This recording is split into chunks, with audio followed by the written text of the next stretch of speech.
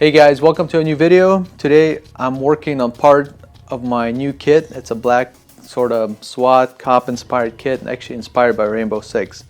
What I'm testing out is a few ideas. First thing I was going to use was one of these polycarb goggles that are sold by Emerson, I believe. Yeah, I picked up a couple of them just to test.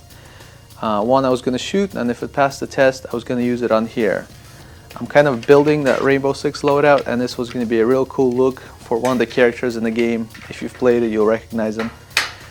But of course I want to test it before I put my eyes on the line behind this piece of glass. So I shot it, probably was a little harsh on it, and I shot it right in the middle here with a rifle shooting 450 feet per second, my Dragunov back here. And that did not go very well. The goggles instantly split in half. So I thought, okay, that's a little too extreme.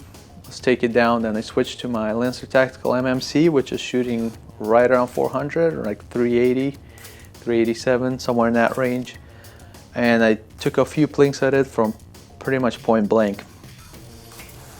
Now, the good thing about both of those shots is the BBs never went through. But the 450 rifle split the goggles in half, so that's completely unacceptable. And then the 400 FPS rifle put a few dings. It cracked in one place, and the place it didn't crack, where the BB just skipped off, it completely destroyed the top finish. So even if you took a hit and your goggles survived and your eyes survived, you'd basically have to replace the goggles every time you took a hit. So I basically have now no longer considering this option. If you are, I would not recommend using this for your eye protection. So next I found this lower, which first got me interested because it actually also looks like a Rainbow Six character, and it's kind of a cool option, alternative to the mesh mask that we all use. It's plastic, it's already kind of shaped what looks to be minimal for being able to get down the gun. It has a couple of vents up front with a protected soft padding behind, so it almost looks like it's designed for airsoft, the way it's laid out and the way it hooks up with the goggles.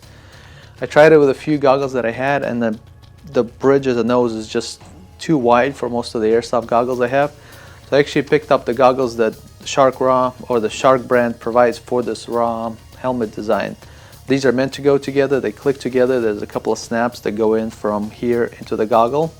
I'll undo one of them, as you can see. So it's real easy to get it on there, and it's a really nice fit. I've tried it on my head. I have some temporary straps on here that I was just testing with. You have a really nice field of vision.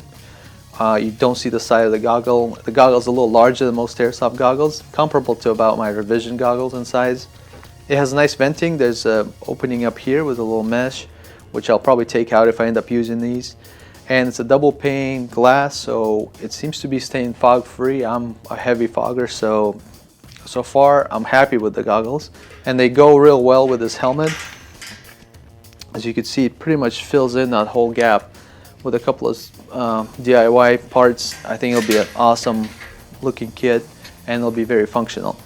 But these goggles are not airsoft goggles. They don't have the proper airsoft rating that we need, the NZSI whatever 87, 187, I don't remember.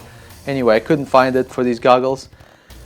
They're DOT approved, which is a Department of Transportation, so they're designed for motorcycles. So they're designed to take possibly a rock coming off the ground, withstand all sorts of weather, prevent fogging. So I have confidence in these that they'll survive an airsoft BB no problem, but of course I'm going to test them before I put them on my head, since they're not specifically designed for airsoft. So let's go ahead and test them. I think I'll start off with my CQB gun. It's shooting low to mid 300s, so if they could take that, that's a good start. And then from there I'll probably try my 400 FPS gun point blank. If we could survive those two and there's no permanent damage to the goggle, then I think I'll be incorporating this into my kit. So let's test it out.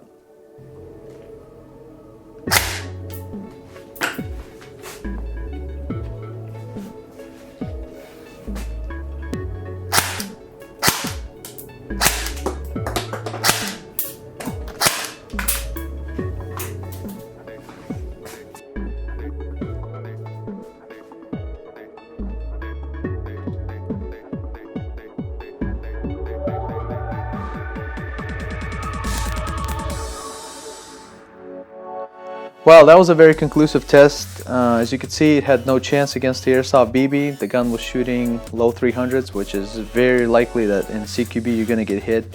Probably not that close, but maybe a little further, and the gun that could be a little hotter, a 350 FPS gun. So very poor performance as far as Airsoft's concerned. The good thing is there's no actual penetration, but one hit and this goggle's ruined, and pretty expensive goggle system. So again, would not recommend for Airsoft. As far as bike riding, that's a whole thing I'm not concerned with. That's not my field. Take it as you will. But as you can see, the goggles are not very sturdy against the 0.2 gram BB traveling at 330 feet per second. That could be a rock that flew off the ground while you're going 65 miles an hour.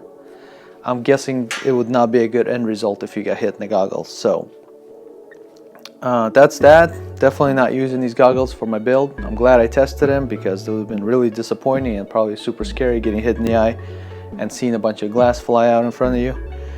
So I'm gonna have to rethink this a little bit, but if any of you were thinking about doing this, don't. Not a good idea. So I might keep the lower because it's pretty cool and it would take a lot of work to get it to work with an Airsoft goggle system, but I'd rather be safe than convenient. So stay tuned. There's going to be a whole build on this blackout kit, and as I go further and test if there's anything new, I'll definitely be able to cover it. Thanks for watching. Consider subscribing, and I'll see you on the next one.